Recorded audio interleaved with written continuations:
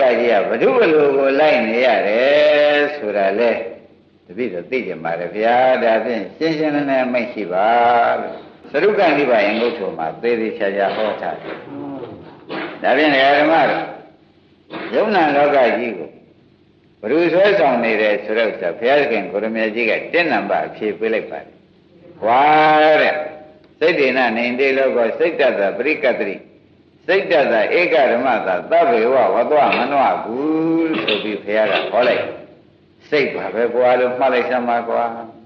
လောကကြီးဟိုဆွဲဆောင်ပြီးဆွဲဆောင်နေတာဒီပါလိမ့်ဓမ္မစိတ်ဟုတ်တယ်တဲ့ဓမ္မတို့လောကကြီးထဲမှာစိတ်တွေကဒီဘဝမှာလည်းဟိုဆွဲဆောင်ဒီဆွဲဆောင်တဏှာကြီးမှာလည်းဟိုဆွဲဆောင်ဒီဆွဲဆောင်ဆိုတော့လောကကြီးထဲဟိုရရဆွဲဆောင်သွားတယ်လည်းစိတ်ပဲဟိုဘုံဘဝဆွဲဆောင်သွားတယ်လည်းစိတ်ပဲစိတ်လိုကိုတတ္တဝါတွေလိုက်နေရတယ်လို့ဘုရားကဖြေလိုက်မှန်ပါဓမ္မတို့ဘုရုလိုလိုက်နေရစိတ်လိုလိုက်တဲ့နံပါတ်တဲ့လောကကြီးဘုရုလိုလိုက်နေရတယ်ဘုရုဆွဲဆောင်ရလိုက်နေရပါသလို့စိတ်ဆွဲဆောင်ရလိုက်နေရတယ်ဆိုတာဓမ္မတွေကောင်းကောင်းသဘောကျကြပါဟုတ်တယ်တဲ့အခုတရားနာလာကြတယ်ဓမ္မတွေကြတော့တရားနာသွားခြင်းတဲ့စိတ်ကလေးဆွဲဆောင်ရသူကြံတဲ့ယုံနာနေလိုက်နေရမှန်ပါဒါဘယ်လိုကောင်းဆောင်ပါလိမ့်မလဲလို့ဓမ္မတွေအမေးထုတ်ရင်ဖြေတတ်ပါပြီဖြေတတ်ပါဘယ်လိုပါလိမ့်စိတ်အလိုကိုတတ္တဝါတွေအကုန်လိုက်ပြီးဒီကလာနေကြရနော်မှန်ပါခင်စရာမင်းစရာခင်နဲ့မင်းတဲ့စိတ်ကလေးဝန်းနဲ့ပေါ်လာလို့ရှိရင်တကယ်တော့ခင်စရာမင်းစရာရှိတဲ့ရှိသွားဖြစ်တာမှန်ပါခင်နဲ့မင်းတဲ့စိတ်ကလေးကြောင်းတိုက်ဆိုင်လို့ပေါ်လာပြီးရှင်မပင်ခင်ရမင်းရရှိတဲ့ရှိကိုမသွားပြသွားပြပါစိတ်လိုကိုကြံတဲ့ယုံနာကမလိုက်ရဘူးလိုက်ရပါလိုက်ရသည်ဆိုတော့ယခုပြစ္ဆုတ်ပံဘဝမှာဓမ္မတွေစိတ်ကကုရီသွားခြင်းတဲ့စိတ်ပေါ်လဲကုရီပဲယုံနာကြသွားကြရမှန်ပါကုရီကပြန်ဉာဏ်မြန်တဲ့စိတ်ပေါ်ပြန်လို့ရှိရင်လည်းပြန်ဉာဏ်တဲ့စိတ်နောက်ကိုယုံနာဟာပဲနဲ့လိုက်ရပါလိုက်ရတယ်တဲ့ကုရီဒီမတော်ပဲနဲ့သမင်းကိုတောင်မှသမင်းပွဲထဲမှာစိတ်ကဟိုဟင်းစားကျင်တယ်ဆိုတဲ့စိတ်ပေါ်လာလို့ရှိရင်ဖြင့်ကျန်တဲ့ယုံနာတွေကဟိုဟင်းစီပဲဇွန်းတို့ပကံတို့နဲ့ကြိုက်ပြီးမလိုက်ရဘူးမလိုက်ရပါဘူးဒါပြန်အားလုံးကဓမ္မတွေဘုရုလိုကိုဘုရုလိုက်နေရတယ်ဆိုတာဖြင့်သဘောကျပါကျပါယုံနာနေဘုရုလိုလိုက်နေရစိတ်လိုလိုက်ဒါပြန်စိတ်လိုလိုက်နေရလို့ရှိရင်ဖြင့်ဒီစိတ်ကိုဓမ္မတွေကနိုင်နေသူသွားကျင်တဲ့စီကိုမသွားရအကျိုးရှိတဲ့စီကိုသွားရအကျိုးမရှိတဲ့စီမသွားရဒီစိတ်ညာနိုင်မယ်ဆိုလို့ရှိရင်ဖြင့်နိဗ္ဗာန်ရောက်မယ်မှန်ပါသဘောကျဒီစိတ်ကိုနိုင်ရင်နိဗ္ဗာန်ရောက်ကောင်းပြီဒါဖြင့်ဓမ္မတို့ခင်ဗျားတို့ထားတိုင်းသိထားလို့ရှိရင်ဖြင့်ဘုရားထားခိုင်းလို့ထားပါလိမ့်မလဲဆိုတော့လည်းပေါ်လာတယ်ပေါ်ပါသွားတိုင်းသတိထားလို့ရှိရင်လည်းဘုရားသွားခိုင်းပါလိမ့်မလို့စိတ်ကသွားခိုင်းတိုင်းသတိထားရင်စိတ်ကတိုင်ခိုင်းတယ်ကိုယ်တိုင်းသတိထားရင်စိတ်ကဆန်းတိုင်းသတိထားရင်စိတ်ကဒါဖြင့်စိတ်အလိုကိုကြံတဲ့ယုံနာလိုက်နေရတယ်လို့ဆိုတာဘုရားဟောတော်မူတာမမှန်လားမှန်ပါအဲ့ဒါဓမ္မတို့ဒီစိတ်ကိုဘုန်းကြီးတို့ကဓမ္မတွေသင်ပြန်တယ်ကဲစိတ်လိုဖြင့်ဘုရားကလည်းဟောထားတယ်စိတ်လိုကိုကြံတဲ့ယုံနာနေလိုက်ပြီးဒီကလာနေရတယ်စိတ်ဩဇာအာနာကိုမလွန်ဆန်နိုင်မဲနဲ့ယုံနာတွေဒီကားလို့ဆိုလို့ရှိရင်တပည့်တစ်ခွဲနောက်ကနေပြီးဒီကလာခိုင်းတယ်လို့လုပ်နေရတော့ဒီယုံနာကြီးရဓမ္မတို့အိမ်ပေါ်မှာနေတဲ့အခါမှာလဲအိမ်ရောက်ဆင်းကျင်တဲ့စိတ်ပေါ်ရင်လည်းအိမ်ရောက်ကိုပဲလိုက်ရမှန်ပါအိမ်ပေါ်ပြန်တက်ကျင်တဲ့စိတ်ပေါ်လာပြန်အိမ်ပေါ်လိုက်ရအိမ်ပေါ်လိုက်ရပြန်တော့ဓမ္မတွေဒီစိတ်ကိုမနိုင်ရင်တွေကာလပတ်လုံးဖြင့်စိတ်ဆွဲဆောင်ရတို့ဓမ္မတွေအမောပမခံပြီးဒီကာလပဲလိုက်ရတော့မယ်ဆိုတဲ့ဥစ္စာဧကံပဲမှန်ပါသဘောပါကြဘယ်လိုဆွဲဆောင်ရလိုက်စိတ်ဆွဲဆောင်ရလိုက်ကဲဒါဖြင့်စိတ်ကတော့ဖြင့်ဆွဲဆောင်ရတာကသူအမှန်ပဲသူပင်ကိုတတ္တိကဖြင့်ဆွဲဆောင်ရဒီကြမ်းတဲ့ယုံနာနေလိုက်နေရတယ်ဆိုတာရှင်းရှင်းလင်းလင်းသိပြီးသိချမ်းမဲ့နိုင်ကိုင်မင်းဒီကားလို့ဆိုလို့ရှိရင်မင်းဆွဲဆောင်ရကြမ်းတဲ့ယုံနာနေလိုက်ရလို့ရှိရင်ဖြင့်မင်းဒီကားလို့ဆိုလို့ရှိရင်ဖြင့်မင်းကိုမနိုင်အောင်ကောင်းတဲ့စီကိုသာမင်းဆွဲဆောင်ဇ ရေမဲမကောင်းတဲ့စီကိုမဆွဲဆောင်စေဘူးဆိုလို့ရှိရင်လည်းဖြစ်ပါသေးတယ်မှန်ပါပါတပည့်ကြအဲ့ဒါကဘာလို့ဒီအားပြီးကြတာပြောလိုက်ပါလိမ့်မလို့ဆိုတော့စိတ်ကအဓိပတိဖြစ်တဲ့အခါဟောတာလို့ပဋ္ဌာန်းနည်းနဲ့မှတ်လိုက်စမ်းမှန်ပါစိတ်ကအဓိပတိဖြစ်တဲ့အခါကျတော့စိတ်ဆွဲဆောင်ရဖို့တတ်တော်ရလိုက်မှန်ပါကဲတခါဘုန်းကြီးတို့ကပဋ္ဌာန်းနည်းနဲ့သွန်ပြီးဒါကအင်္ဂုတ္တဟောတာပဋ္ဌာန်းနည်းနဲ့သွန်ပြီးဒကာဓမ္မတွေဟောလိုက်မယ်ဆိုလို့ရှိရင်လေအားစိတ်ဆွဲဆောင်ရမလိုက်ဘူးဗျာတပည့်ရတို့ပညာဆွဲဆောင်ရလိုက်မယ်လို့ပညာကိုအဓိပတိထားလိုက်မယ်ဆိုလို့ရှိရင်လေမောင်နိုင်တို့ကိုမြင့်တို့ပညာနာကိုစိတ်လိုက်ရမှန်ပါဗျာသဘောကျဘယ်လိုနောက်လဲရပညာနောက်လဲရစိတ်ကိုအဓိပတိထားလို့ရှိရင်လေစိတ်ဆွဲဆောင်ရကိုပြန်နေရုံနဲ့လိုက်ရတယ်မှန်ပါပညာကိုအဓိပတိထားလိုက်ပြန်လို့ရှိရင်ပညာနောက်လဲရပညာနောက်လဲရမယ်ဆိုတော့ဘုန်းကြီးတို့ကသင်္ကြန်တာကဒကာဓမ္မတို့လောကကြီးတဲ့စိတ်ဆောင်နေတာသူဆောင်ရကျက်တို့လိုက်နေကြမယ်ဆိုလို့ရှိရင်ဖြင့်အိမ်မှာထိုင်နေလို့ရှိရင်အားကြတော့မှာမဟုတ်ဘူးအားနိုင်ကြမြင်လေရမြင်ပါဒကာဓမ္မတို့အိမ်မှာထိုင်ပြီးဒီကလာခဏလေးမှထိုင်ဖို့မရစိတ်ကများဆွဲဆောင်ပြီးဒီကလာတနေ့လုံးမအားအောင်များလှုပ်ထားလိုက်တဲ့ဖြစ်ချင်းဟာဘယ်သူပါလဲစိတ်ဩခင်ဗျားတို့ရှားထွက်ပြီးဟာထုံးမလဲကံကောင်းပေါ့ဗျာရှားထွက်ပြီးဒီကလာဟာထုံးမလဲတာကံကောင်းပါပဲလို့ဘုန်းကြီးကသတိပေးလိုက်တယ်မှန်ပါစိတ်ကမြန်လိုက်တာကလည်းလွန်လို့မှန်ပါခဏခဏပြောင်းလိုက်တာကလည်းမြန်ပါပြောင်းလိုက်တာကလည်းအမှန်တမြန်ဖြစ်ပေါ်တာကလည်းအမှန်တမြန်ပါသူမြန်တော့ကြံနေရုံနဲ့လဲရမယ်ဆိုရင်ရှားထွက်ဟာထိုးလဲပြီးသေဖို့ပဲမှန်ပါသဘောကျဒါနဲ့ဒါဖြင့်ဒကာဓမ္မတို့ဒီနေရာနေပြီးစိတ်ကလေးတစ်ခုကနေအမှန်တန်ပုဂ္ဂိုလ်မျိုးတစ်မျိုးလုံးများပတ်သွားရတာများရှိသေးမှန်ပါမရှိဘူးလားရှိပါအဲ့ဒီနောက်ကိုကြံနေရုံနဲ့လဲရမယ်ဆိုလို့ရှိရင်ဒကာဓမ္မတို့ကျုပ်လူမောရကိစ္စမရှိစိတ်မောရခက်တယ်ဆိုတာလည်းပြောနေကြတာပါပဲမပြောကြပြောကြဒါဖြင့်စိတ်လိုကိုကြံတဲ့ယုံနာကဘယ်နဲ့နေကြမလိုက်နိုင်ဘူးဆိုမဲ့လည်းလိုက်နေကြမှန်ပါမလိုက်နိုင်ဘူးအချိန်နေတဲ့ရှိတာသူကသိမြန်တယ်စိတ်ကူးကလည်းသိပြီးပြောင်းလဲတယ်လူနောက်ကိုပဲကြံတဲ့ယုံနာလဲရမယ်ဆိုရင်ဖြင့်ခေါင်းကပြောတယ်ရှားထွက်ဟာထိုးလဲတဲ့ရခင်းရတော့မယ်မှန်ပါမခင်းရဘူးခင်းရအဲ့ဒါကြောင့်ဒကာဓမ္မတွေယနေ့သိပေးလို့တာကဒကာဓမ္မတို့ဒါဘုရားသခင်ကိုရမေကြီးကသုတ်တန်နည်းနဲ့ဟောတာလို့အင်္ဂုတ္တဆိုတာသုတ်တန်နော်မှန်ပါအဘိဓမ္မာနည်းနဲ့ဘုန်းကြီးတို့ကဂိုင်းမင်းစိတ်ဟာမင်းဟာမင်းဒီကားလို့ဆိုရင်ဖြင့်ဒီလိုစိတ်နောက်ကိုတခါတည်း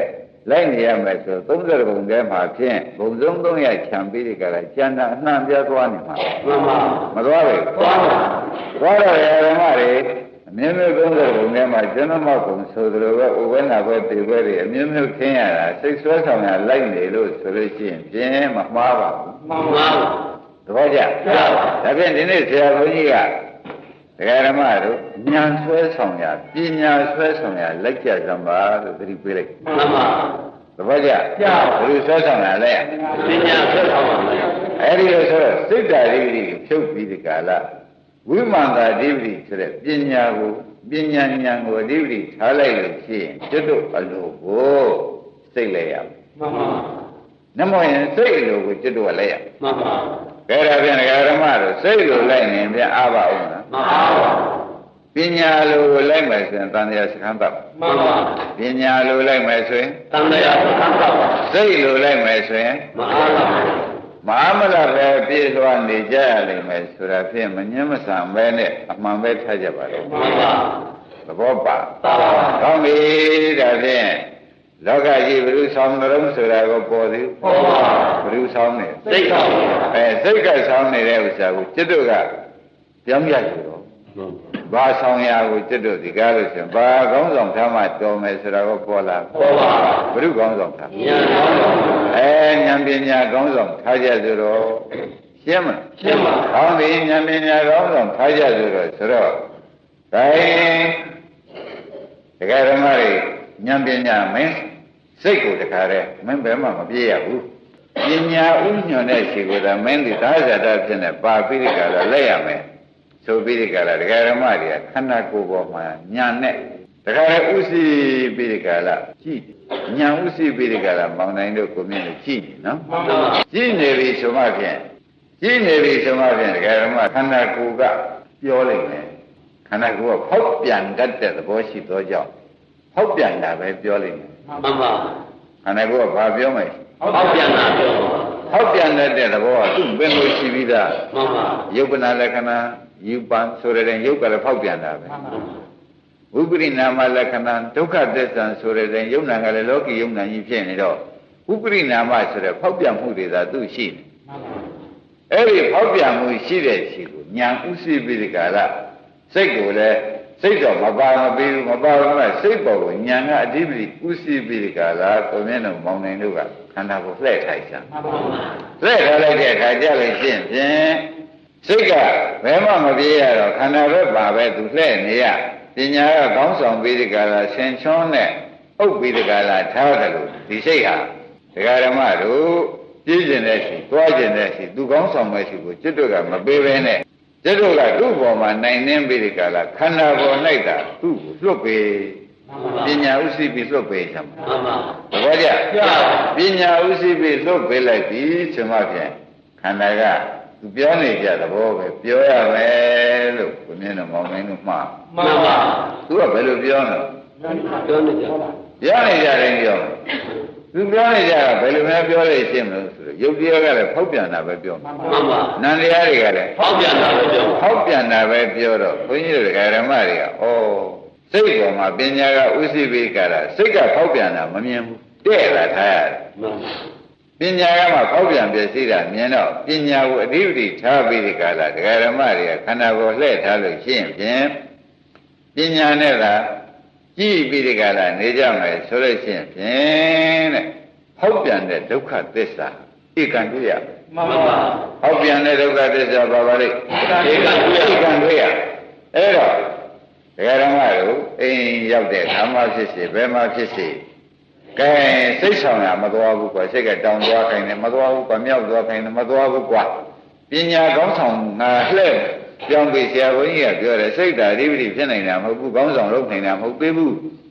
ပညာအဓိပတိကလည်းကောင်းဆောင်နိုင်တယ်ဆိုတာဘုရားဟောထားတာအဓိပတိပြည့်စုံမှာသန္တာအဓိပတိဝိရိယအဓိပတိစိတ်ဓာတ်အဓိပတိဝိမာတာအဓိပတိဆိုတဲ့ပညာဝအဓိပတိပါနေတဲ့အတွက်ပညာကိုကောင်းဆောင်ထားလိုက်မယ်ဆိုလို့ရှိရင်တရားဓမ္မတို့မဉ္ဇဉ်ပူညာရပါလိမ့်မှန်ပါပညာကောင်းဆောင်ထားလိုက်မဉ္ဇဉ်ပူညာရမဉ္ဇဉ်ပူညာဘာနဲ့ကြောင့်ရမလို့လို့ဆိုတော့ပညာကောင်းဆောင်ထားပြီးကြလားခန္ဓာကြီးပညာကောင်းဆောင်ထားပြီးခန္ဓာကြီးရ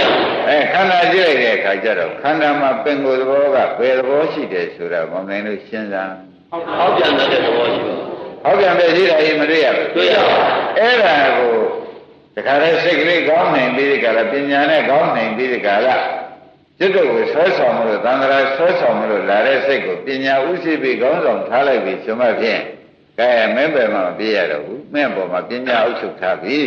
မင်းခန္ဓာပေါ်တာသိပြီတော့ဆိုတော့စိတ်ကလည်းခန္ဓာပေါ်လဲပညာကချုပ်ထားတဲ့အတွက်ဘယ်မှလည်းသူမပြေးနိုင်တော့ခန္ဓာကလည်းပေါက်ပြန်ပြည့်စည်တဲ့သဘောတွေပြောပြီးဒီကလာနေတော့ကြောင်းဒကာဓမ္မတို့ဒုက္ခသစ္စာပေါ်၌စိတ်ရောပညာရောသာလှည့်လိုက်ပါမှန်ပါသဘောကျဘယ်သစ္စာပေါ်၌လှည့်ရဒုက္ခသစ္စာပေါ်၌ဒုက္ခသစ္စာပေါ်၌စိတ်ကိုလည်းလက်ဥသိတဲ့ပညာရောအဲ့ဒါစိတ်ကသူသွားခြင်းတဲ့ရှိသွားနိုင်သေးရဲ့မသွားနိုင်ဘူးပညာကကောင်းဆောင်ထားတဲ့တွေ့ခန္ဓာပေါ်မှာပဲလျှောက်ပြီးသွားနေမှန်ပါသွားနေတော့ခန္ဓာကလည်းပြောနေကြဝိပရိနာမဒုက္ခသစ္စာတွေခန္ဓာကလည်းမပြဘူးပြဒါကြောင့်ဒုက္ခသစ္စာဆိုတာဒကာဓမ္မတို့အစစ်ကိုအမှန်ပြောရစီဆိုလို့ရှိရင်ဖြင့်ဖြစ်ပြဒုက္ခသစ္စာမှာမှန်ပါစိတ်ဖြစ်ပြဒုက္ခသစ္စာရုပ်ဖြစ်ပြဒုက္ခသစ္စာဝေဒနာဖြစ်ပြဒုက္ခသစ္စာပညာဖြစ်ပြဒုက္ခသစ္စာစေနာဖြစ်ပြဒုက္ခသစ္စာသင်္ကုတ္တကဒီတိုင်းဟောတော့အိုးဒုက္ခသစ္စာမင်းတို့တရားရှာမနေနဲ့ခဏခဏပင်ကိုယ်သဘောလေးစွန့်သွားတော့ပေါ်လာလိုက်သူ့သဘောစွန့်သွားလိုက်ဝေဒနာကဝေဒနာသဘောစွန့်သွားမှန်ပါပညာသဘောစွန့်သွားသင်္ခါရကသင်္ခါရသဘောစွန့်သွားစိတ်ကစိတ်သဘောစွန့်သွားယုတ်ကယုတ်သဘောစွန့်သွားအဲ့ဒါဒုက္ခသစ္စာကွာတယ်မင်းတို့တရားရှာမနေနဲ့နာကျင်နာကြိုက်ခဲတာဒုက္ခသစ္စာအစစ်မဟုတ်ဘူးကွာအဲ့ဒါတိရစ္ဆာန်သိတဲ့ဒုက္ခသစ္စာပင်ကိုယ်သဘောစွန့်တာလေးဟာဒုက္ခသစ္စာလို့မင်းတို့ ပညာဥသိပိကလာစိတ်ကိုဒီနေရာကိုမရောက်ရအောင်ခိုင်းလို့ရှိရင်မင်းတို့ခန္ဓာကိုယ်ထဲမှာဒုက္ခသစ္စာမှတော့ဘာမှမရှိဘူးဆိုတဲ့ညာမပေါ်ပါနဲ့ဆိုလို့နေနိုင်လေရဲ့မနေနိုင်ပါဘူးဒီလိုဆိုတော့စိတ်ကိုပြင်စိတ်ဟာပညာဆွဲဆောင်ရလိုက်နေရမှန်ပါသဘောကျစိတ်ဟာဘယ်လိုဆွဲဆောင်ရပညာဆွဲဆောင်လိုက်ဒါဖြင့်ယနေ့တရားဓမ္မတွေအလုတ်တရားပဲစဟောနေတယ်လို့မှတ်လိုက်ကြပါမှန်ပါပညာဥသိပြီးဒီကလာခင်ဗျားတို့စိတ်ဟာခန္ဓာပေါ်မှာသာလွတ်ပါတော့လို့သတိပေးလိုက်မှန်ပါပညာဥသိပြီးစိတ်ကိုပဲလွတ်ရ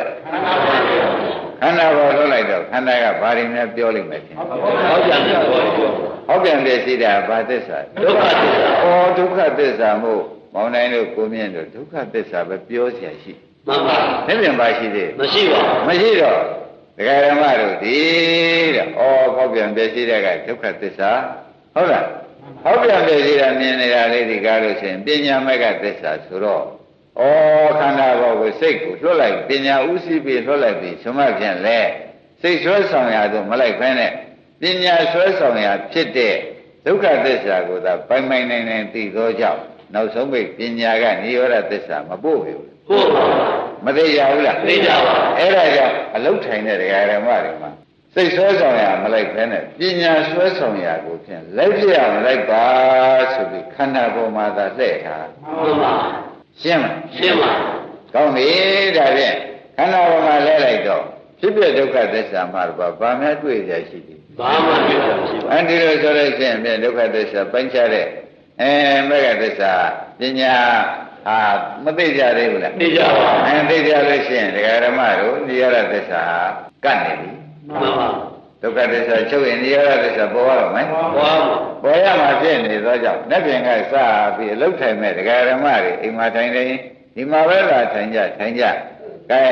စိတ်ပေါ်မှာပညာဥသိပြီးကလာခန္ဓာပေါ်လှည့်ပါတော့မယ်ဆိုပြီးလှည့်ထားပါမှန်ပါသဘောကျကြပါစိတ်သွားခြင်းနဲ့ရှိတဲ့จิตတို့ကမသွားဘဲနဲ့စိတ်ပေါ်မှာအုပ်ချုပ်တဲ့ပညာခိုင်းရလို့ဒါဒီစိတ်လွတ်ပြီမှန်ပါပညာပေါ်မှာစိတ်ဥသိပြီးစိတ်ပေါ်မှာပညာဥသိပြီးကလာခန္ဓာပေါ်လှည့်လာတယ်မှန်ပါသဘောကျကြပါဒီကဲလို့လှည့်လိုက်လို့ရှင်းပြန်ခန္ဓာကဘာပြောလိုက်မှရှင်းဟောပြန်ပြောဟောပြန်ပြည့်စည်တာပဲပြောမယ်ဟောပြန်တယ်ဆိုတာပင်ကိုယ်သဘောစွန့်မှန်ပါဝေဒနာဘုဝေဒနာသဘောစွန့်တယ်မှန်ပါပညာသဘောစွန့်စေတနာသဘောစွန့်စိတ်ဟာစိတ်သဘောစွန့်စိတ်သဘောစွန့်လို့စွန့်တာလေးတွေကြီးကျွတ်လို့မမြင်ပေဘူးမြင်ပါအဲ့ဒါမြင်လာတဲ့ခါကြလို့ရှိရင်ဩခန္ဓာကိုယ်ထဲမှာဘယ်မှကိုးစားရအားထားရမရှိပါလားပင်ကိုယ်သဘောစွန့်တာတွေသာတွေ့နေပါကလားလို့ဆိုလို့ရှိရင်တဏမာနတွေချုပ်သွားလိမ့်မှန်ပါမချုပ်ဘူးချုပ်ပါအဲ့ဒီလိုလေးကယနေ့ဒီရဟန်းကမေးလို့ဘုရားကဖြေတာလေးကိုဒကာဓမ္မတွေကလေးလေးနဲ့မှတ်ပြီးကာလရဟန်းကမေးတော့ဘုရားကဖြေလိုက်တာစိတ်လိုလိုက်နေကြရတာပဲကောဒါကြောင့်သံဃာရှင်းနေတယ်ဆိုတာကောသဘောကျပါ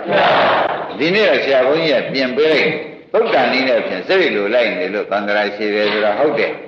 အဘိဓမ္မာပဋ္ဌာန်းနည်းနဲ့စိတ်ကိုပညာအုပ်ချုပ်ပြီးထားလိုက်ရလို့ခန္ဓာကိုယ်လှည့်လိုက်မယ်ဆိုလို့ရှိရင်လေ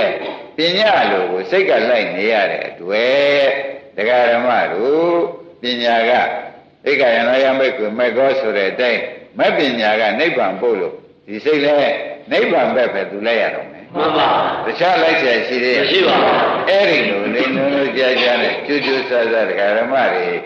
နေကြမယ်ဆိုလို့ရှိရင်ဖြင့်တဲ့လိုရာကြီးကိုပြန်အများဆုံးနည်းနဲ့ရောက်ပါလိမ့်မယ်လို့မှတ်ထားကြကြပါမှန်ပါဒါရဲ့ဘယ်လိုဥသိမယ်ပညာဥသိစိတ်ပေါ်မှာပညာဥသိမှန်ပါသဘောကျကြပါစိတ်အလိုကျွတ်တို့ကမလိုက်ဘူးစိတ်ပေါ်မှာပညာအလိုကိုစိတ်ကိုအုပ်ချုပ်ထားတဲ့ပညာအလိုကိုသာကျွတ်တို့ကလိုက်မယ်လို့ဆိုလို့ရှိရင်ဖြင့်ဒကာဓမ္မတို့ဒုက္ခသစ္စာမကြရင်တို့မှန်ပါမတို့လေတွေ့ပါဒုက္ခသစ္စာပိုင်းခြားနိုင်တဲ့ဒီနေ့ကြလာပြီဆိုမှဖြင့်ဒါဒုက္ခကြီးပဲတွေ့တော့တယ်ဒုက္ခကြီးပဲတွေ့တော့တယ်ဆိုရင်ဖြင့်ဒုက္ခတွေ့တဲ့ပုဂ္ဂိုလ်ဟာဒုက္ခဘယ်နည်းနဲ့မှသူသည်ตายာနိုင်တဲ့သဘောတည်းရှိသေးရဲ့မရှိပါဘူးမရှိရင်ตายာနိုင်တဲ့သဘောတည်းမရှိတော့ကြောင့်ตายာတာတဏှာမှန်ပါဗန်ဒုက္ခမြင်နေတဲ့ပုဂ္ဂိုလ်ကตายာတာသိမသိသိပါဒါနဲ့သမုဒိယသစ္စာသိတာပေါ့မှန်ပါသမုဒိယသစ္စာမသိဘူးသိပါအဲ့ဒါကြောင့်ဒကာဓမ္မတို့ဒီဒုက္ခသစ္စာတစ်လုံးကိုဖြင့် ပညာဥရှိပြီကလာခန္ဓာပေါ်လှည့်ပြအောင်လှည့်ပါစိတ်လိုမလိုက်ပါနဲ့စိတ်ပေါ်မှာပညာဥရှိပြီပညာလိုစိတ်လိုက်ပါစေဆိုတာယနေ့လေးလေးနဲ့နဲ့ပဲအလုသမားတွေတရားဟောပါတယ်မှန်ပါတပည့်ကြရပါစိတ်ရလိုကိုလိုက်ရမှာလားစိတ်ပေါ်ဥရှိတဲ့ပညာလိုကိုစိတ်လိုက်စေရမှာလားပညာပေါ်စိတ်စိတ်ပေါ်မှာပညာဥရှိပညာလိုကိုစိတ်ကလိုက်ပြီစီမှန်ပါကျင့်တတ်ကြပါဒါတော်တော်ရေးကြီးတယ်လို့ဆိုတာလည်းတရားဓမ္မတွေမှတ်ရတယ်နော်မှန်ပါသာသနာ့တွင်မို့ထောင်နိုင်တဲ့နာရှိသာသနာ့တွင်တရားမို့တရားဓမ္မတွေဒီဥစ္စာထောင်နိုင်တဲ့နာရှိတယ်ဆိုတဲ့ဥစ္စာလည်းသေးတာမဟုတ်ဘူးနော်မှန်ပါဟောနိုင်တဲ့ပြောနိုင်တဲ့သစ္စာဟောနိုင်တဲ့ဆရာဆိုတာလည်းခင်ဗျားတို့ပါရမီထူးလို့ပဲတွေ့ကြမှန်ပါခင်ဗျားတို့ထောင်နိုင်တဲ့နာရှိတယ်လည်းဒုံတစ်ပါးတရားထဲမှာအပါဝင်ပါမှန်ပါအခုတော့ဟောနိုင်တဲ့ဒုံတစ်ပါးနာနိုင်တဲ့ဒုံတစ်ပါးရှိလို့ရှိရင်ဖြင့်တရားဓမ္မတို့ကိစ္စသိတဲ့ဘဝဆိုတာဆုံးဖြတ်ချက်ချလိုက်စမ်းပါမှန်ပါရှင်းမလားရှင်းပါဒါကြတဲ့စိတ်အလိုကိုမလိုက်နဲ့မှန်ပါပညာအလိုကိုစိတ်ကလိုက်ပါစေမှန်ပါစိတ်ပညာအလိုကိုစိတ်ကလိုက်ပါစေဆိုတော့ခန္ဓာဘောကိုယ်သာပညာရောစိတ်ရောတခါတည်းနှစ်ခုစလုံးမင်းတို့ဘယ်မှမပြင်းနဲ့ဒီခန္ဓာဘောသာလျှောက်ကြည့်နေလို့ဆိုလို့ရှိရင်ဖြင့်ဘာအထဝမှာတော့မမေးကြနဲ့တရားဓမ္မတွေခန္ဓာပြောတာကပညာရောစိတ်ရောကြည့်ကြပြီတော့မှန်ပါကြည့်လိုက်ရင်ဘာတွေပြောမယ်ထင်တော့ခန္ဓာဒုက္ခသစ္စာဟောပြန်တဲ့ဒုက္ခသစ္စာမှာတော့မမယ်ဘာပြောကြရှိပြီအဲဒါပညာရဟောဖောက်ပြန်တယ်ရှိတာဒုက္ခသစ္စာပဲလို့မသိပေဘူးသိပါသိပြီနဲ့တပည့်နဲ့ဒုက္ခတော့ဘုရုသာယဥပ္ပါမသာယရင်ဘုရုသေးတယ်ထင်ကြသမုဒိယသစ္စာသေးပြီမသာယတဲ့အတွက်သမုဒိယသစ္စာနဲ့ဒိဋ္ဌိရောသေးပြီမှန်ပါဒိဋ္ဌိသေးရင်လည်းတရားဓမ္မတွေမှတ်လိုက်ဝိသိကိစ္စလည်းသေးပြီမှန်ပါဒါဖြင့်ရှုရမှတ်တယ်နဲ့ပဲသုလသောတာပန်ဆိုတဲ့အငယ်စားတေချာဖြစ်ပြီမှန်ပါသဘောကျမှန်ပါဒါနဲ့ရဟန်းကမကျေနပ်သေးဘူးစိတ်လိုကိုလိုက်တယ်လို့ဘုရားကဟောလိုက်တော့ဒါပြီးတော့စိတ်လိုလိုက်ကြောင်းကောင်းကောင်းသိပါပြီဘုရားလောကကြီးစိတ်ဆောင်နေတာကိုဆိုတာတော့သိပြီအဲ့ဒီထဲမှာဘုန်းကြီးကပဋ္ဌာန်းကြီးသွင်းပြီးခင်ဗျားတို့အလုပ်ထဲသွင်းဟောလိုက်နော်နောက်တစ်ခါဒီရဟန်းကပဲမေးပြန်တယ်ဘဟုတုတ္တဓမ္မတရဘဟုတုတ္တဆိုတာကြားမယ်များတဲ့ပုဂ္ဂိုလ်ဓမ္မတရဆိုတာတရားဆောင်တဲ့ပုဂ္ဂိုလ်နော်အကြမ်းမြင်များပြီးတရားဆောင်တဲ့ပုဂ္ဂိုလ်ဆိုတာတပည့်တော်မသိပါဘူးခင်ဗျာအဲ့ဒါလေးပြောစမ်းပါမေးပြန်ဒါကောင်းသောမေးခြင်းပဲဟိခင်ဗျာလည်းထောက်ခံချက်ပေးလိုက်ဘုသူတ္တနဲ့တရားဆောင်တဲ့ပုဂ္ဂိုလ်ဆိုတာဘယ်သူတုံးခင်ဗျာဟွာတဲ့မြတ်စွာဘုရားကျမ်းဂန်နေရာဖြင့်ပိဋကသုံးပုံဆိုတာအမှန်များပြပါတယ်သဘောကျပြပါဘုရားကပိဋကသုံးပုံဆိုတာအမှန်များပြပါတယ်ကွာတဲ့သံမြင့်ပုဂ္ဂိုလ်တဲ့အကုန်နှံ့ကြအောင်မလိုက်နိုင်ပါဘူးအဲ့တော့ဘုသူတ္တဓမ္မတရဆိုတာငါဘုရားသဗ္ဗိတညာနဲ့မင်းတို့ရှင်းပြလို့ရှင်းဖြင့်တဲ့ရှစ်လုံးတဲ့ရှစ်လုံးနဲ့ရှစ်လုံးနဲ့စာလေးရှစ်လုံးပေါ့ဗျာအဲ့ဒီစာလေးရှစ်လုံးကိုသဘောနဲ့သိအ내ကလေးလည်းသိပါဠိလည်းသိအ내ကလေးလည်းသိဩဒါဥမာမှာအနိစ္စမေပြင်ဆက်ခန္ဓာထားပါတော့နော်ပြင်ဆက်ခန္ဓာဆိုတော့အနိစ္စဆိုတော့သုံးလုံးမနေဘူးလားပြင်ဆက်ခန္ဓာဟုတ်လားအဲ့ဒီကငါးလုံးနဲ့ပေါင်းလိုက်တော့ရှစ်လုံးမနေဘူးနေပါအဲ့ဒီတွေကအဲ့ဒီရှစ်လုံးလေးကိုကွာတဲ့အ내ဒိဗ္ဗေသိပြီအဲ့ဒီလာတဲ့အတိုင်းဩဒါလေးဟာဖြစ်တဲ့ဒုက္ခသစ္စာလေးပါဖြစ်တဲ့ခန္ဓာ၅ပါးထဲမှာဘေးဟာမဆိုလို့ဖြစ်တဲ့ဒုက္ခသစ္စာပါလားဖြစ်တဲ့ဒုက္ခသစ္စာပါလားဆိုသူရှစ်လုံးနဲ့သိတယ်တပည့်ကြရှစ်လုံးနဲ့သိတဲ့ပုဂ္ဂိုလ်ဟာတဲ့ဘုသူတ္တဓမ္မတရပုဂ္ဂိုလ်ပါပဲကွာတဲ့သူဟာနဲ့သိဒိဗ္ဗေသိပြီကလားဒါလေးဖြစ်တဲ့ရှုနေလို့ရှိရင်အဲ့ဒါဘုသူတ္တဓမ္မတရလို့တော့မှတ်လိုက်ပါတော့မှန်ပါတရားဓမ္မတို့များများလို့သလားမလို့ပါဘူးခင်ဗျားတို့ရှုနေတဲ့စိတ်ကလေးဖြစ်စီဝေဒနာလေးဖြစ်စီဘုန်းကြီးကဟောထားတာခင်ဗျားတို့ဘုသူတ္တဖြစ်နေမရဘူးလားမရပါဘူးအဲ့ဒါလေးဓမ္မတရဖြစ်အောင်တခါတည်းသူကဖြစ်ပြဆိုလို့ရှိရင်ဖြင့်ကိုယ်ကဖြစ်ပြမြင်တဲ့ဉာဏ်လေးဟာတခါလိုက်နေမယ်ဆိုလို့ရှိရင်နာတော့ကဘုသူတ္တမြင်တဲ့အခါကျတော့ဓမ္မတရဖြစ်တယ်လို့ရှစ်လုံးတည်းကဖြစ်ပြရှစ်လုံးတည်းက ရှင်းလုံးပေါင်းလိုက်လို့ရှိရင်ဖြင့်ဖြစ်တဲ့တလုံးမရအဲ့ဒါလေးမင်းတို့အားထုတ်နေလို့ရှိရင်ဘုဒ္ဓဓမ္မကရပုဂ္ဂိုလ်ဆိုတာဒါပဲလို့ယဟန်ကိုတရားကဟောအဲ့ဒါပါဠိတော်လို့ဖတ်လိုက်စမ်းပါမှန်ပါအဲ့ဒီတော့ဘုဒ္ဓဓမ္မကရဆိုတာဒကာဓမ္မတို့အနိစ္စခန္ဓာ၅ပါးအနိစ္စဆိုပြီးကြလားခန္ဓာ၅ပါးဖြစ်ပြဘာခေါ်ကြလဲအနိစ္စအဲ့ဒီအနိစ္စလေးကိုငါကဘုန်းကြီးကဟောလို့နာဘူးကြအဲ့တော့ဘုဒ္ဓရှိမနေဘူးလားရှိတယ်ဘုဒ္ဓဓမ္မကရပုဂ္ဂိုလ်ဆိုတာဘယ်ပုဂ္ဂိုလ်လို့ဆိုဓမ္မကရကဒီခန္ဓာကဖြစ်ပြဆိုလို့ရှိရင်ဖြင့်ခန္ဓာကိုယ်ကခုနကညာဥရှိတဲ့ဓမ္မတွေကလည်းဒါတွေကအနိစ္စမို့အနိစ္စသာသိပေးပေါ့ဗျာသူကအနိစ္စပဲအနိစ္စရှိရင်အနိစ္စသိပေးလို့ရှိရင်အဲ့ဒါကဓမ္မတရဟိနာတော့ကပါတဲ့ဘုဒ္ဓဖြစ်ပြနဲ့ရှုတာညာလေးနဲ့ကြိုက်ကြိုက်သွားတော့အနိစ္စဓမ္မတရရှင်းမလားရှင်းပါနာတော့ကဘုရားဖြစ်ပြကလေးနဲ့ကိုညာလေးနဲ့လာလာပြီးဒီကလာဖြစ်ပြကလေးလာလာပြီးညာနဲ့တွေ့နေလို့ရှိရင်အဲ့ဒါဘုဒ္ဓဓမ္မတရဆိုတာဒါပဲဟဲ့တယ်ရှင်းမလားရှင်းပါဘုဒ္ဓဓမ္မတရဆိုတာဒါပဲဆိုတော့ဝိပဿနာဉာဏ်နဲ့နေတဲ့ပုဂ္ဂိုလ်ကဘုဒ္ဓဓမ္မတရကြီးမှတ်လိုက်မှန်ပါဝိပဿနာဉာဏ်နဲ့နေတဲ့ပုဂ္ဂိုလ်ကဘုဒ္ဓဓမ္မရှင်းလားရှင်းပါခိုင်းဒါဖြင့်အဲ့ဒါဝိပဿနာဉာဏ်ဖြင့်ငါဆုံးဟောတာပဲလို့ဒကာဆရာလည်းဖွင့်တယ်ဘုရားကလည်းတလုံးနဲ့ကွာတပါရဒါထာတပါရရှင်းလုံးရှိပါတယ်အဲ့ဒီရှင်းလုံးတွေကမှန်မှန်ကန်ကန်နဲ့ဓမ္မနုဓမ္မပฏิပတ်တိဆိုတဲ့အတိုင်းဖြစ်ပြတဲ့မဲ့နဲ့ဖြစ်ပြတဲ့ဉာဏ်နဲ့သာကြဲအောင်ရှုနေလို့ရှိရင်ဖြင့်သူဘုဒ္ဓဓမ္မကရပုဂ္ဂိုလ်စစ်ပဲဘိဓိကသုံးပုံတတ်မှလို့ငါဟောပါဘူးလို့သေချာကန့်ကွက်မှန်ပါသဘောကျပြပါဘိဓိကသုံးပုံတတ်မှလို့ဆိုလို့ရှိရင်ဒီထင်တယောက်မှနိဗ္ဗာန်ရကြံပါဘူးမပါဘူးဘုရားလက်ထက်ကလည်းမပါပါဘူးဘိဓိကသုံးပုံတောင်ဆိုတော့ရှင်အနန္ဒပဲရှိပါတယ်သဘောကျအမှန်တမ်းကရှားပါတယ်ဘုဒ္ဓဓမ္မကရဖြစ်နေသွားကြတာကြီးပဲဆိုတော့မှပိုင်အင်္ဂုတ္တပါဠိတွေပါကွာတဲ့တခါတည်းမှာတဲ့ရှစ်လေးတွေရှိပါတယ်32လုံးရှိတဲ့နဲ့ကရှစ်လုံးအဓိပ္ပာယ်လေးကိုအနိစ္စမေပြင်ဆက်ခန္ဓာဒီရှစ်လုံးလေးကိုဩဒီခန္ဓာ၅ပါးအနိစ္စပဲဒုက္ခသစ္စာပဲလို့ဒါလည်းကလေးဝိတုတ္တရှိပြီဒါလည်းကလေးကခင်ဗျားတို့ကညာနဲ့ရှုနေသဘောကျပြပါအဲ့ဒါဝိပဿနာညာအဆုံးကိုမှတ်လိုက်မှန်ပါသဘောကျဒီပြဉာဏ်ဥပဒနာဉာဏ်ဆုံးပြီလို့ကမှတ်ပြီးတော့ဒီကရမဒီပြဉာဏ်တွေကဒီဖြစ်ပျက်ကိုမိပြုပြီးဒီကရဖြစ်ပျက်ကိုပြည့်ကြည်မြင်လာတယ်ဆိုတာလဲဖြစ်ပြီးမပြတ်တာပါပဲမောင်မင်းရမှန်ပါဟုတ်လားအပြည့်တွေကြောက်လာတယ်ဆိုတာလဲဖြစ်ပြီးမပြတ်တာကြောက်တာပါပဲမှန်ပါဒါကြီးအပြည့်တွေပဲလို့သိလာတာလဲညာမှာပြောင်းသွားတာဖြစ်ပျက်ပဲမှန်ပါသဘောကျအငြင်းဝေလာတယ်ဆိုတော့ဖြစ်ပျက်လွတ်ချင်တယ်ဆိုတော့ဖြစ်ပျက်ဆိုဖြစ်ပျက်မှလွတ်ချင်တာပဲဆိုတော့သူကတော့မထူးတော့ဘူးကွာတဲ့ကိုညာကကိုထက်သွားလို့သာအမြင်ပြောင်းတယ်လို့ထင်ရတယ်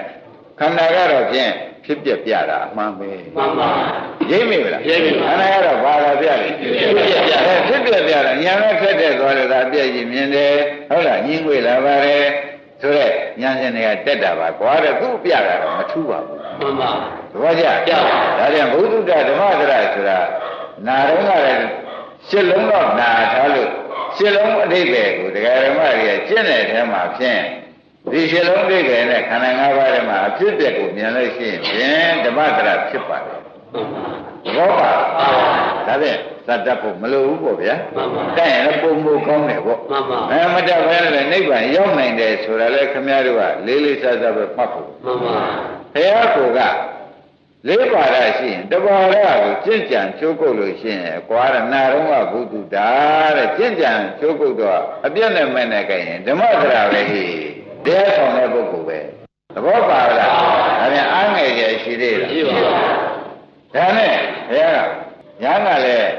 မေးရှာတယ်ရှင်ဗျာတဲ့သုတ္တဝါနိဗ္ဗေဒိကအဲ့ဒါလေးလည်းတစ်ဆင့်ပြောပါဦးသုတ္တဝါနိဗ္ဗေဒိကအကြမ်းမြင်လည်းများတယ်နိဗ္ဗေဒိကထိုးလွှတ်နိုင်တယ်အကြမ်းမြင်များပြီးထိုးလွှတ်နိုင်တဲ့ပုဂ္ဂိုလ်ဆိုတာဘယ်လိုလုပ်ဖျားသုံးချက်မေးတယ်နော်ဟောမယ်ရှင်းမလားရှင်းပါတဲ့နံပါတ်ကလောကကြီးဘုရားဆောင်တယ်ဆိုတာမေးစိတ်ဆောင်တယ်လို့ဘုရားဖြေလိုက်နဲ့နံပါတ်ကဘုဒ္ဓဓမ္မကရဆိုတာဘာလို့ရှင်းလုံးအဓိပ္ပာယ်ကိုသိပြီးဒီကလာအပြည့်နဲ့မနဲ့ကြောင်းကျင့်ပြီးတာလေသဘောကျသုံးနံပါတ်ကတဲ့ အကြောင်းမြင်များပြီးဒီကလာထိုးရတဲ့ပုဂ္ဂိုလ်ဆိုတာဘယ်လိုပုဂ္ဂိုလ်အိုးအဲ့ဒါကတော့ကွာငါဘုရားသိချာဖြေပြမယ်တဲ့မင်းတို့ဘာမှမစိုးရင်နဲ့တဲ့ဖြစ်တဲ့ဆုံးဒီသစ္စာ၄ပါးကိုတခါလေပိုင်နိုင်ဒုက္ခသစ္စာပိုင်ချပြီးနိရောဓသစ္စာမျက်မှောက်တဲ့ပုဂ္ဂိုလ်ကိုဆိုတာပါကွာအဲ့ဒါဥပဒနာလမ်းဆုံးဆိုတာပါသဘောကျသစ္စာ၄ပါးကိုတပြိုင်တည်းသိတဲ့ပုဂ္ဂိုလ်ဆိုတာပါလို့သုတ္တဝါနိဗ္ဗေရိကပုဂ္ဂိုလ်ဆိုတဲ့ဥစ္စာအကြမ်းမြင်ရှိပြီးထိုးထွင်းနိုင်တဲ့ပုဂ္ဂိုလ်ပေါ့ဗျာအဝိဇ္ဇာကြီးဖောက်ထွင်းနိုင်တဲ့ပုဂ္ဂိုလ်ဆိုလိုတာပေါ့လေသဘောကျဒါဖြင့်အကြမ်းမြင်များပြီးထိုးထွင်းတဲ့ပုဂ္ဂိုလ်ဆိုတာပါအိုးသစ္စာ၄ပါးတပြိုင်တည်းပေါ်လာတဲ့ပုဂ္ဂိုလ်ဆိုတာပါဆိုတော့မွဲပုဂ္ဂိုလ်ဆိုတာရှင်းမလားရှင်းပါဘူးအဲဒီပုဂ္ဂိုလ်၃ယောက်သဘောကျကြကဲဒါဖြင့်ဒကာဓမ္မတို့နိနံဘပုဂ္ဂိုလ်ကဝိပဿနာဉာဏ်ပုဂ္ဂိုလ်သုံးနံဘမဲလိုက်တဲ့အမေးကကိစ္စပြီးတဲ့သစ္စာလေးပါးတပြိုင်တည်းပြီးကိစ္စပြီးတဲ့ပုဂ္ဂိုလ်ဆိုလိုက်ပါတယ်အဲ့ဒါဒီဓမ္မတွေရေးကြည့်နေတာကရှစ်လုံးထဲကနေပြီးရှစ်လုံးကိုနာပြီးရှစ်လုံးဆိုတဲ့အိဋ္ဌာမေခန္ဓာ၅ပါးအိဋ္ဌာပဲအိဋ္ဌာလက္ခဏာပဲဒီလိုဆိုတဲ့ရှစ်လုံးပြည့်မတော့ဘူးပြည့်ပါအဲ့ဒီတော့တဘာဝကိုခမည်းတော်ကအပြည့်နဲ့မဲ့နဲ့အပြည့်နဲ့အသိနဲ့ကြိုက်အောင်သာလုပ်ပေးစမ်းအဲ့ဒါဘုသူတ္တဓမ္မသရဧကံဖြစ်တဲ့ဥပဒနာညာအဆုံးกว่าတယ်အဲ့ဒါသဘောကျသုတ္တဝါနိဗ္ဗေရိကဆိုတော့အိုးသစ္စာ၄ပါးတပြိုင်တည်းသိတဲ့ပုဂ္ဂိုလ်ဆိုတော့သောတာပန်တည်တဲ့ပုဂ္ဂိုလ်ဆိုနေရိပ်မကြဒါဖြင့်ဓမ္မတို့အငယ်စရာနဲ့စိတ်နှလုံးစိတ်နေစရာစိတ်အားလျှော့စရာပါသေးရှစ်လုံးနဲ့ရှစ်လုံးကို